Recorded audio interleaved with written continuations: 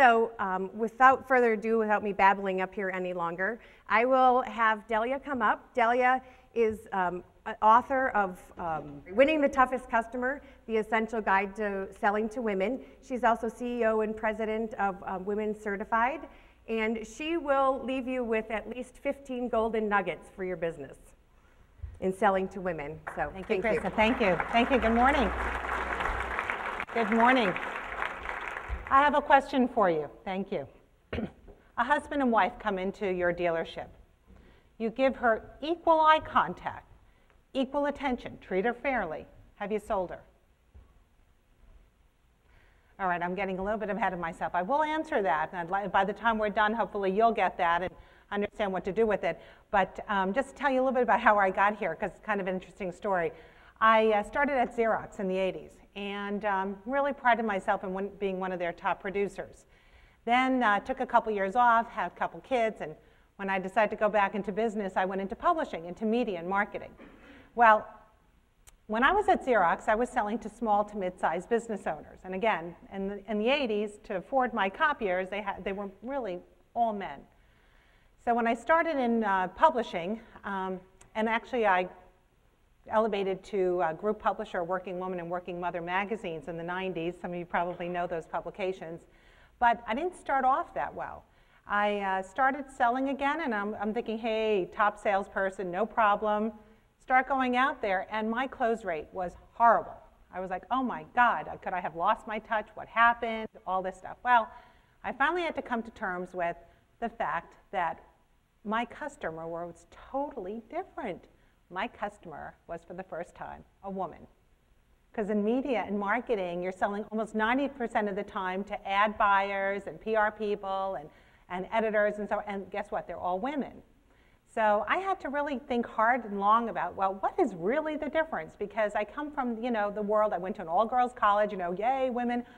We didn't think that there was any difference. So I had to come to terms with the fact that I'd start selling to her differently than I'd have to sell to a man. But I'm going to ask you a quick question.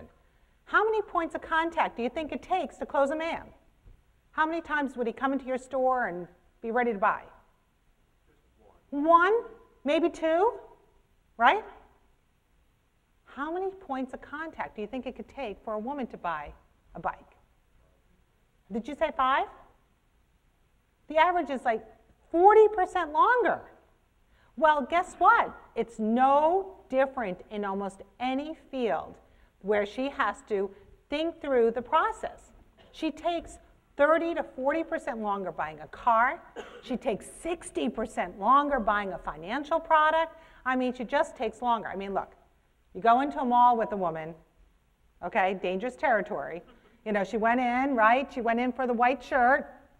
Okay, let's do this little story. She goes in for the white shirt. She goes, honey, come to the mall with me. I just want to pick out a white shirt. That could be dangerous. You guys, how long does it take for you to go and buy a white shirt? You go to Macy's, how long does it take you? 3 minutes. He is good. Okay? Has not beat the world record, though. I had a guy say 5 seconds, but, okay, you go in, you look for what? The collar size, you look for the arm length, right? Hey, it's white. Grab the shirt, you're out of there. She walks into Macy's, all right, what's going to happen? The whole shopping experience. Not only, and we're going to talk about this scanning thing and what she does, but she walks in, she goes to the shirts, there's racks and racks of shirts, she's going to go through every single one of them, and then after she goes through every single one of them, she's going to go, I could swear that, Macy's was having a sale, or maybe I should go up to the couture line because, I heard Oprah say that, you could wear a cheap suit, but you put a really great blouse underneath and it looks like $1 million, so maybe we should go there. And before you know it, you're scouring the mall and for the perfect white shirt. You guys got it. The women know it, right? We just take longer in the buying process. So I had to come to terms with that, and so I started to sell differently. And I took my Xerox program, which was a 5-part process, and I added a couple things to it. I said, gee, we're missing a little bit here, and we're missing a little bit there. Because if I sell to her the same way, because look, you tell me, he comes in once, twice, he's sold, right? But if you sell to her the same way, then you're just telling me that it could take up to 5 times for this woman to walk in. How could you possibly sell to her the same way?